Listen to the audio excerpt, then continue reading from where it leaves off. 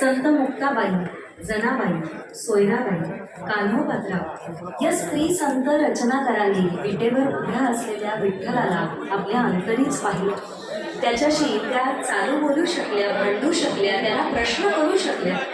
अशा या सर्व स्त्री संत साहित्यकारांच्या अत्यंत रसाळ प्रासादिक रचना, अध्यात्मावरचं अधिकारवाणीने केलेलं त्यांनी भाष्य, चिंतन, त्यांचं सामाजिक भान, व्यवहार, त्यांनी सोसलेल्या यातना, हे सगळं वाचत असताना आपलं मन हक्क झाल्याशिवाय राहत नाही.